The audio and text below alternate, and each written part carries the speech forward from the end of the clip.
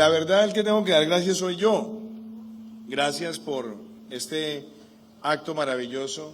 No tenía pensado que iba a llegar a recibir hoy una condecoración y le agradezco de verdad en el alma, doctor Olimpo, además honrando la memoria del mariscal Sucre y tantas palabras que ustedes me han expresado. Yo inclusive tenía muchas cosas para compartir hoy de carácter de política pública y demás, pero creo que esta es una buena ocasión para hacer unas reflexiones muy de fondo de lo que ha sido para mí este proceso de la Presidencia de la República y el trabajo con ustedes. Empiezo desde un ángulo personal. Tal vez algunos de mis compañeros de gobierno saben esto, pero desde muy niño yo fijé como un propósito de la vida ser presidente de la República. Y no como algo que simplemente los niños tienen aspiraciones, que les gustaría ejercer alguna dignidad, no, era realmente un tema de vocación. Y me reafirmaba cada vez que en la vida tenía un nuevo peldaño, una nueva responsabilidad, un nuevo compromiso académico. Pero eso tampoco fue gratuito, esa no era una vocación que simplemente se despertara de la nada. Esa vocación me la alimentó sin proponérselo, sin contarlo, sin decirlo, mi padre Iván Duque Escobar, quien fue gobernador de Antioquia.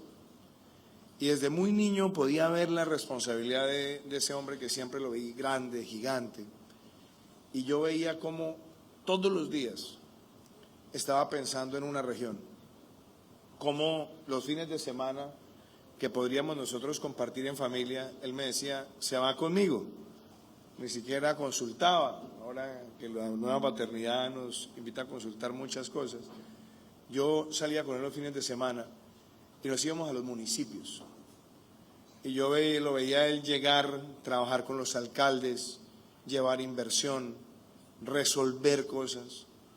Lo veía como gobernador en el Palacio de la Alpujarra, recibir a los alcaldes de todo el departamento, buscando con ellos soluciones.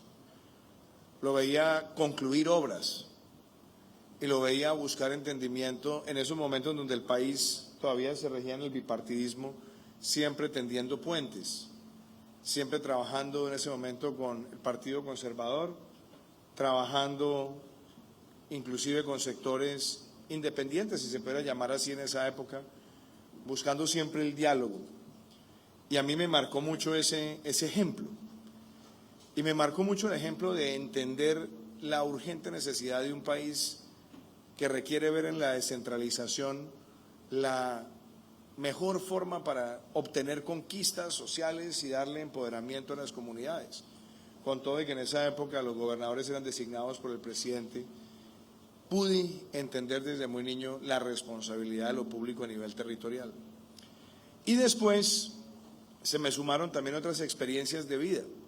Mi abuelo materno, Hernando Márquez Arbeláez, había sido secretario de gobierno del gobernador del Tolima, Darío Echandía, en los momentos de la pacificación, cuando el maestro Echandía, después de haber ocupado la presidencia en calidad de encargado en múltiples ocasiones, le acepta la gobernación al presidente Alberto Lleras y pronuncia ese bello discurso en la Asamblea del Tolima donde dice que su objetivo es contribuir a que en el Tolima se pueda volver a pescar de noche.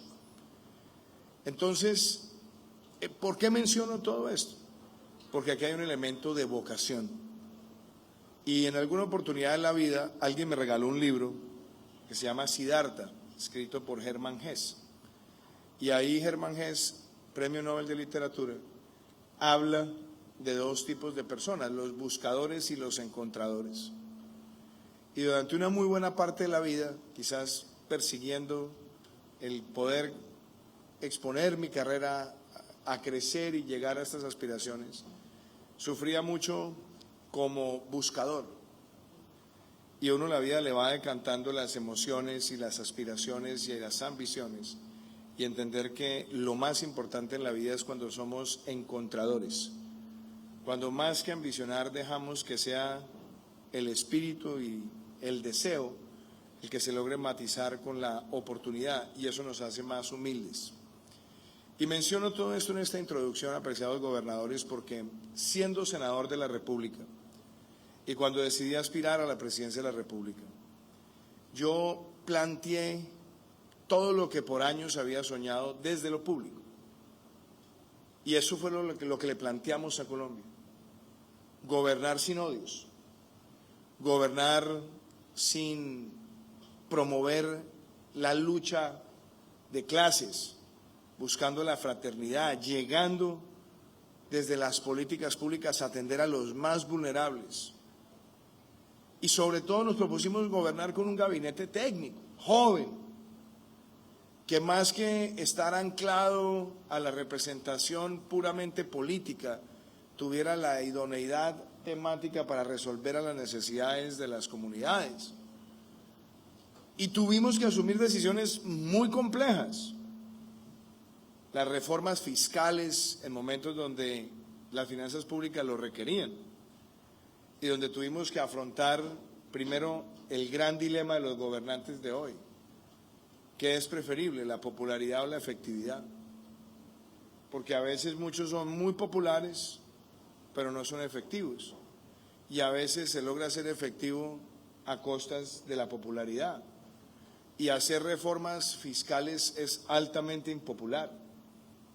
Y hacer muchas veces medidas para atender situaciones calamitosas, como por ejemplo la de la migración venezolana, para unos sectores de la población puede ser altamente impopular. Pero todo lo que se le planteó al país en esas 203 propuestas se convirtió para nosotros en el derrotero y a donde nosotros queríamos llegar. Y después, desde el gobierno, darnos cuenta que a pesar de todas las restricciones teníamos que sacar adelante un plan de desarrollo, ponerlo en marcha y tener la posibilidad de trabajar con los gobernantes locales que también tenían sus planes. Y yo recuerdo que con sus antecesores, tan pronto yo llegué, con quienes tenía también muy buena relación, al comienzo había algo de prevención. Y lo primero que yo les transmití, yo no vengo a gobernar con colores de partido, porque cuando uno trabaja como gobernante, trabaja por quienes votaron por nosotros y quienes no lo hicieron. Y le ayudamos a muchos de sus antecesores en sus proyectos. Y después recuerdo cuando ustedes fueron elegidos, cómo empezamos a tener las conversaciones con cada uno de ustedes. Y nunca se imaginaron ustedes que después de una campaña llena de ilusiones y de alegrías, tendrían que en las primeras 8 semanas de su gestión encontrarse con una pandemia que llevaba a las decisiones más impensables de nuestra historia reciente.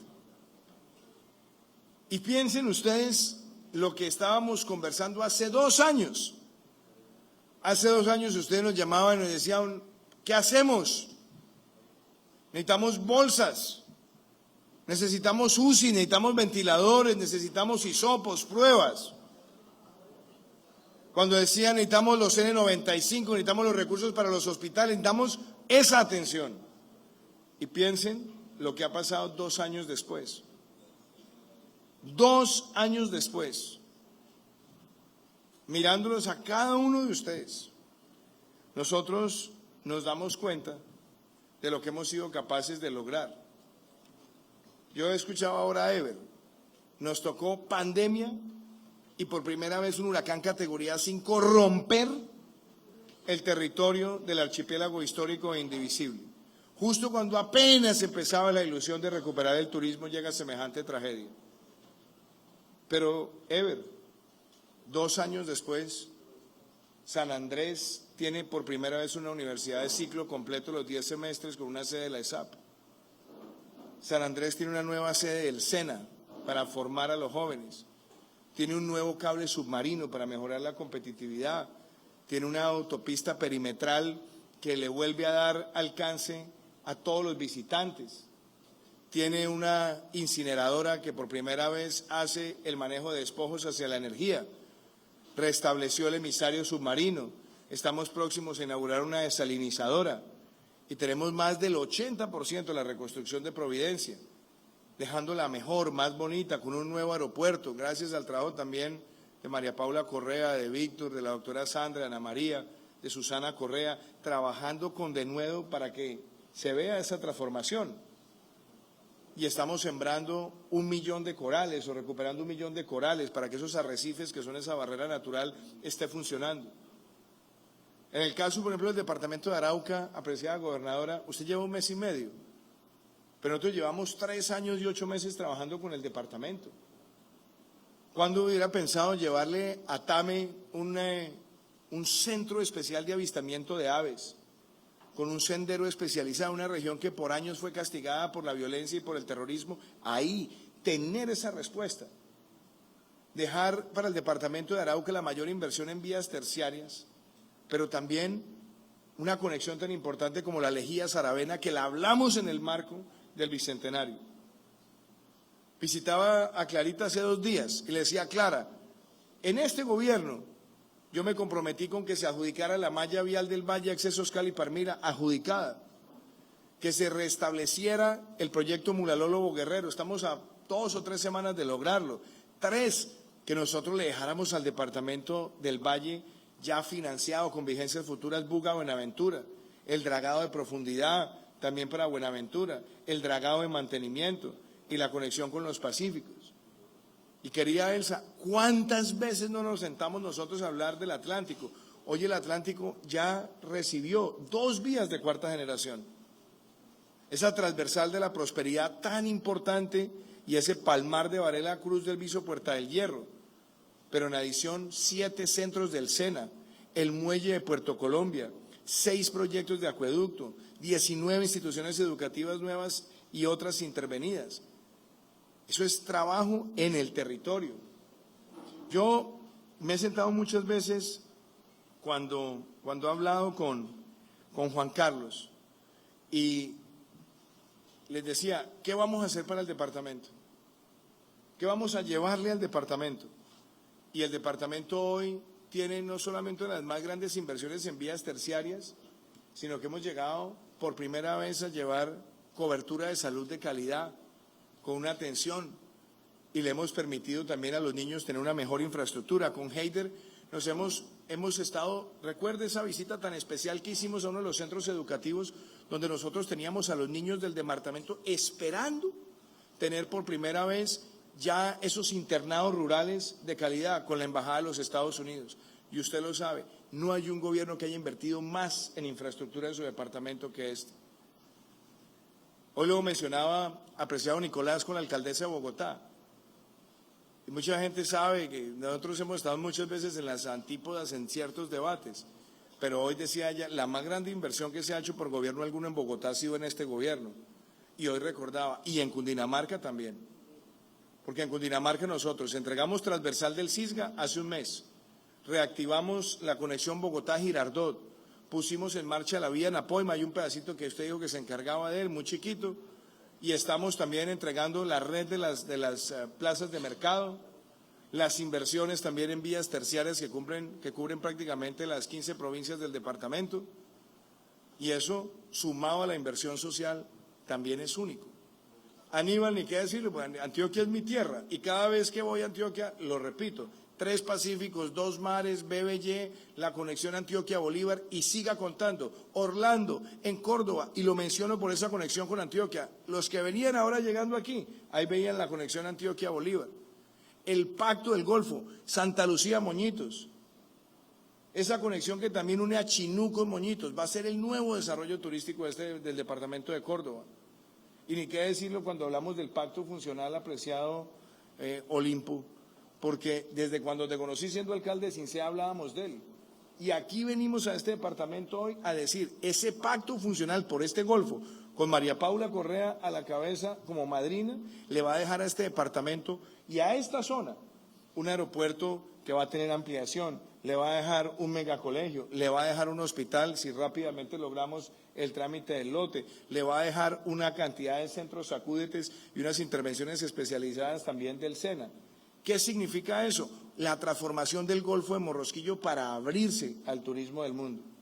Ramiro, en Boyacá, le hemos entregado al departamento 5 proyectos viales, que son parte de ese bicentenario que celebramos también con Didier Tavera siendo gobernador del departamento de Santander, y a eso súmenle lo que también será esa conexión Duitama, Charalá, San Gil, la conexión hacia otro lugar del territorio nacional en un corredor de competitividad. Súmele a eso más de 19 instituciones educativas nuevas y haber logrado resolver ese tema del FI. Elías, el Cauca. Al Cauca le queda en este gobierno ni más ni menos que la mayor inversión en vías terciarias de la historia del departamento. Le va a quedar a la ciudad de Popayán un nuevo aeropuerto que estamos a 8 semanas de inaugurarlo. Le va a quedar también la vía Los Próceres. Le va a quedar el plan del Cauca del norte del departamento y el del sur del departamento y, ojo, la primera universidad pública indígena del país, que se constituyó así como lo hicimos hace 2 días lanzando Unitrópico. Doctor Gasca, esas conexiones suyas, y me alegra que tenga el doctor Duzán ahí al lado, porque ahí estamos trabajando con los 3 corredores más importantes que conectan al Huila con su departamento. Pero también logramos resolver ese problema tan difícil que era en ese kilómetro 45 que le ponía a sufrir el transporte del departamento del Huila. La conexión entre Neiva, Espinal, Girardot y también los corredores hacia el sur del país por el Paletará. Nemesio, usted le quedan en este gobierno la conexión de la Alta Guajira, aprobada, financiada, con recursos, vigencias futuras, la conexión del sur del departamento, un plan de aguas y de cobertura rural que lo recibimos en un estado incipiente y llegará a superar más del 50%.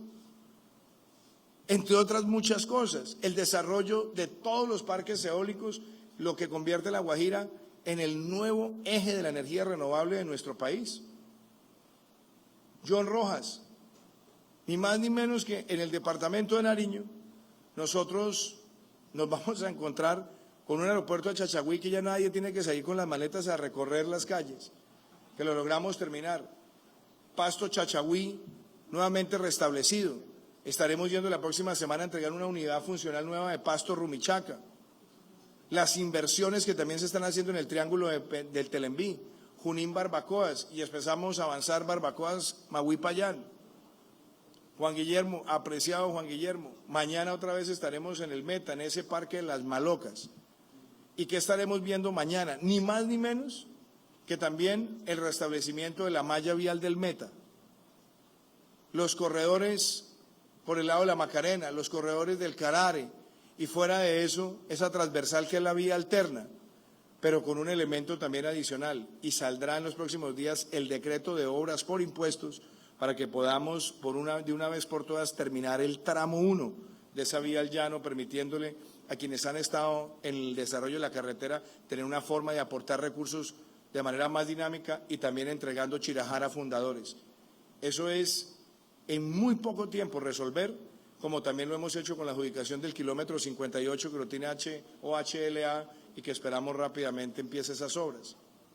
Juan Hergés, usted lo decía de una forma también muy elocuente. Usted decía, ¿qué le queda también al departamento del Putumayo? Esa transversal, ese cruce entre San Francisco y Mocoa es, en mi opinión, lo más importante en obra vial para el departamento del Putumayo, que después se va a unir con Pasto San Francisco. Eso es la competitividad del Putumayo, la salida de los productos. Roberto Jairo, ¿cuánto no hemos hablado donde Cajamarca, Calarcá, obra emblemática? Pero también, y eso tiene que ver con el eje cafetero, cuando inauguramos Pacífico 2, cuando hablábamos del túnel de Tesalia, estábamos viendo también otra conexión del eje cafetero, sumado a las vías del Samán, que logramos además resolverlas con toda la creatividad para darle la estructura y el eje financiero. Y a nuestro gobernador del Cesar, mi exalumno, o constante alumno, como usted lo quiera decir, yo le digo una cosa, lo que se restableció en los proyectos de la Ruta del Sol le permitieron de verdad al departamento volver a dinamizar como nunca antes la inversión y el comercio, sumado a que hoy el Cesar es un departamento líder en energía solar. Y lo mismo ha pasado en muchos lugares, pero piensen solamente en esos desarrollos en medio de la pandemia. Y me parece a mí también muy importante cuando yo veo a mis amigos, los gobernadores del Bichada y del Vaupés, pensar en el Bichada, que ya no dependa de la energía de Venezuela, que le haya dicho adiós, porque depender de la energía de Venezuela en el Bichada es como cuando los países europeos dependen del gas de Rusia. Eso es una amenaza constante, porque quieren volver ese el estado de ánimo de los gobernantes en la forma de chantajear y presionar a las comunidades. Se restableció un proyecto único de biomasa y hoy además es el departamento líder en todo lo que es la lucha contra la deforestación. Y si yo pienso además en el Vaupés, querido gobernador, usted que siempre me abastece la dosis personal de picante para que no se aterren los medios de comunicación, usted sabe que hoy la inversión en vías, en electrificación rural, porque acuérdese el proyecto de Taraira, es que las personas no se alcanzan a imaginar lo que fue ese proyecto en Taraira, donde no es fácil llevar la electrificación rural, llegar con los mini paneles solares para comunidades que por primera vez encienden un bombillo, prenden un televisor, refrigeran un alimento, como lo decían las comunidades. Y Mauricio, muy elocuente, y en eso también lo digo con Didier, los dos fueron los dos gobernadores con los que yo trabajé. Y fíjense, con Didier dimos pasos importantísimos, inclusive hace poquito estábamos llegando a Barichara a inaugurar el hospital, que empezamos con Didier, lo terminamos contigo, y es el ejemplo de cómo se construye en la interacción de las políticas públicas. Lo que hicimos, por ejemplo, en esa otra conexión, en el BBY, que tiene que ver con Antioquia. Lo que hicimos también en esa importante carretera que es la entrada a Barranca Bermeja y los acuerdos ahora para tener el malecón en Barranca. O Curros Málaga, por solo mencionar.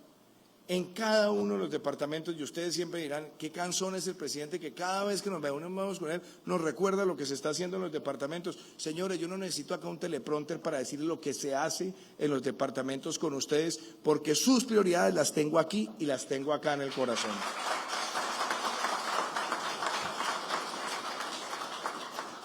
Cuando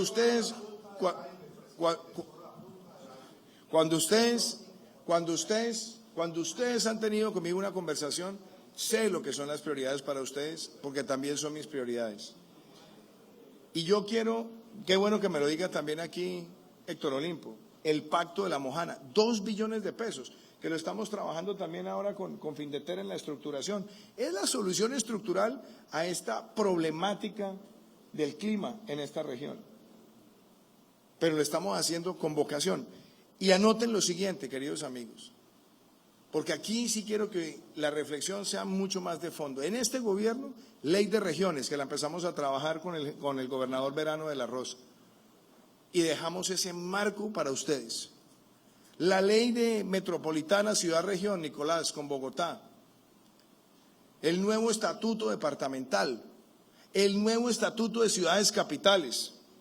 La reforma de las regalías que les devolvió plata a ustedes y les permitió aumentar la inversión. También la ley de seguridad ciudadana construida con ustedes, la ley de fronteras, las CESES. Son tan solo ejemplos de lo mucho que hemos podido trabajar. Y en materia de salud, con ustedes duplicamos las unidades de cuidado intensivo.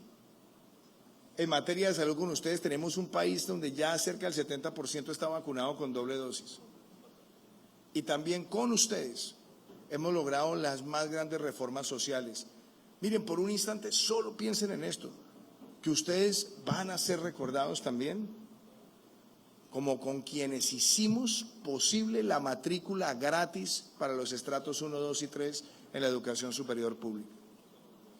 Con ustedes hicimos el alcance de las obras de materia de agua y saneamiento. Y con ustedes hicimos las mayores ventas de vivienda de interés social en la historia de nuestro país. Todo esto lo enumero para decirles también que el 53% de todos los giros sociales que se han hecho en Colombia se han hecho en este gobierno. Pero yo no vengo hoy aquí a despedirme. Yo no vengo aquí con nostalgias. Vengo es a hablar que aquí nos quedan 4 meses, 3 turnos, son 12 meses de trabajo. Pero yo sí quiero hoy cambiar el tema y dejarle unas reflexiones a cada uno de ustedes en lo más profundo de mi ser. Aquí se ha gobernado con decencia, aquí se ha gobernado con amor, aquí se ha gobernado trabajando en los territorios y se ha trabajado dentro de la institucionalidad.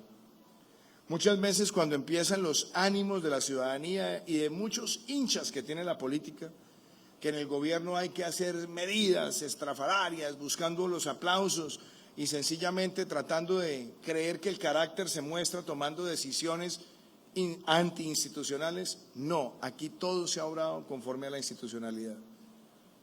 Y yo sí quiero dejarles estas reflexiones, gobernadores. Ustedes lo que han logrado, lo han logrado con un gobierno que quiere este país y que nunca, no hay uno solo de ustedes que pueda decir: el presidente Duque nos ha matoneado, nos ha chantajeado, nos ha puesto contra la pared, donde si no se da un apoyo, entonces cambia el relacionamiento con el gobierno. Nunca. Pero créanme que no ha sido así siempre. Y por eso a mí sí me preocupa la defensa de la democracia. Y a mí sí me preocupa que entendamos que o la democracia se defiende o la institucionalidad se defiende, o todo lo que hemos logrado construir puede caer fácilmente en tres fenómenos que son destructivos. Uno, el adanismo, que cree que cuando se llega al poder, entonces vuelve a nacer la creación, vuelve a darse la creación. Segundo, el creer que llegar al poder es una patente de corso para cambiar todos los patrones institucionales, solamente para jugar al aplauso de la tribuna y tratar de caer en la peor trampa del populismo, que es ofrecer pan para hoy cuando lo que incuban es hambre para mañana. Cuando alguien dice vamos a acabar con el sector de hidrocarburos o Colombia va a dejar de explorar, a mí me quedan 4 meses, señores, y hemos defendido lo que hemos creído, pero yo pregunto, ¿y los departamentos de ustedes qué pasa? ¿Se van los taladros? ¿Se va la producción? ¿Se van las regalías? ¿Se van los empleos? ¿Qué pasa? ¿De dónde van a traer el combustible? ¿A quién le van a hacer la vuelta? Y cuando se aumente el costo del galón de gasolina para la familia que tiene una motico para transportarse, o los transportadores, ¿ahí qué van a salir a decir? Romper esos ejes es afectar la democracia. O cuando se dice acaben por completo el financiamiento de la educación superior a nivel de posgrados y condonen las deudas. Ah, sí, 9 billones de pesos, ¿y dónde los van a sacar? ¿A quién se los van a cobrar? ¿Y qué pasa con los que ya están en el sistema de crédito? ¿Y qué pasa con los que vienen después? Porque bajo esa lógica, entonces acaben los bancos también y condonen todas las deudas, a ver mañana cómo empieza a fluir los recursos en una sociedad. O los que dicen que van a acabar con las concesiones viales. Señores, las concesiones viales con participación privada es lo que nos ha permitido acelerar la transformación vial de sus departamentos. Si siguiéramos bajo el modelo de obra pública con el que tuvimos durante 80 años, las obras ustedes saben que se demoraban 50 años en hacerse. Y eso, plantear esos debates es defender la democracia. Y mucho más cuando se trata de trastocar los valores de una sociedad. Cuando tratan de mostrarle a la sociedad que es que cuando uno usó un fusil para quitarle la vida a otro, ¿eso es revolución? No, señor. Para mí eso es un asesinato, sea el que lo cometa. O cuando alguien trata de decirle es que cuando se llegue al poder se acaban estos sectores, la intimidación económica, generar la severidad del temor macabro en una economía. No, señor, eso es afectar la democracia también. Entonces, hago estas reflexiones porque las tragedias ya se han visto en otros países de América Latina. Y cuando empieza la ingenuidad, que es que esas ideas son inofensivas, no pasa nada, las instituciones son muy fuertes. Ojo, porque en el mundo de la posverdad, basta con que una mentira se repita exponencialmente bajo algoritmos para convertirla en una duda o en una verdad. Y eso lo vemos nosotros todos los días. Entonces, si lo que se ha logrado en el curso de la institucionalidad, si lo que se ha logrado bajo las reglas de una economía de mercado, pero con sentido fraterno, y si lo que ustedes han logrado se ha logrado con un gobierno que los ha entendido y que nunca ha puesto de por medio una razón política, ideológica o partidista, valorarlo es preservarlo. Valorarlo es no ponerlo en riesgo. Y entender que los ciclos nuestros en los gobiernos tienen principio y tienen final. Y que el poder no se utiliza para perseguir a nadie, ni para intimidar a nadie, ni para someter a nadie, ni para decir tras bambalinas y en encuentros de cóctel que es que cuando yo llegue voy a meter a la cárcel al uno o al otro. No, el poder no es para eso. El poder es para servir en un marco de legalidad. Y así es como he construido siempre mi visión del gobierno. Y así saldré con la frente en alto el 7 de agosto a las 3 de la tarde, sabiendo que gobernamos bajo la legalidad, bajo la decencia y bajo el principio que aquí se protege la Constitución y no la Constitución se convierte sencillamente en una víctima de las veleidades, de las vanidades o de las intimidaciones de los que quieren después tratar de afectar a la sociedad.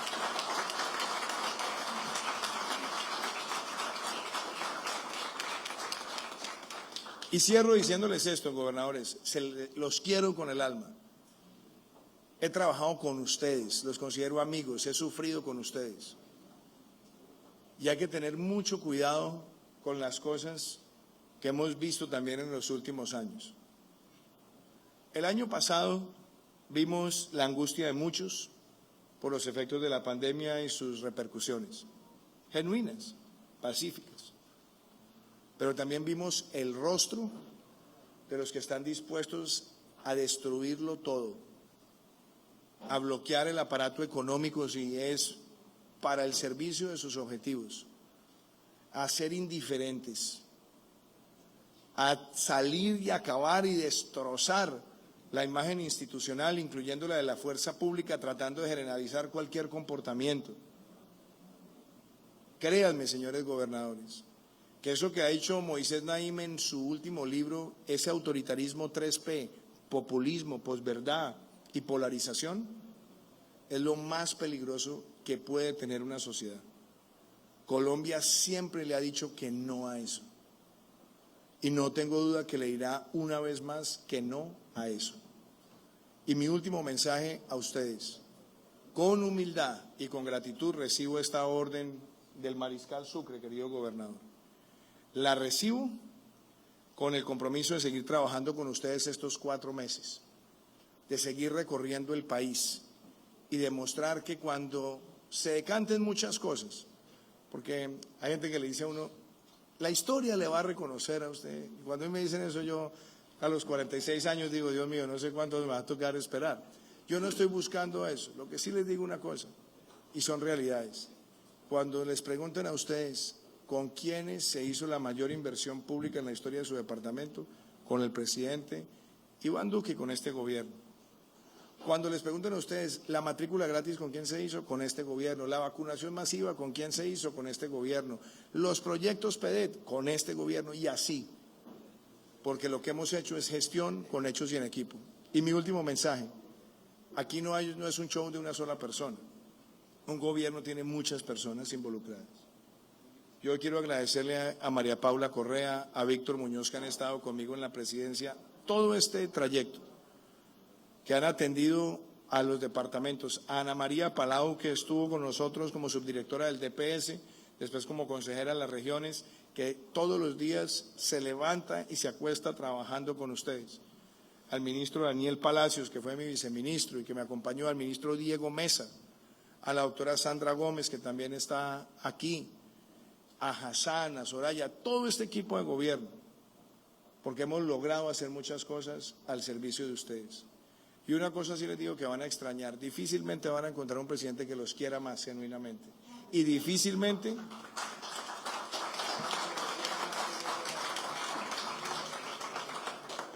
y difícilmente van a encontrar un presidente que quiera más estar presente con ustedes en las regiones.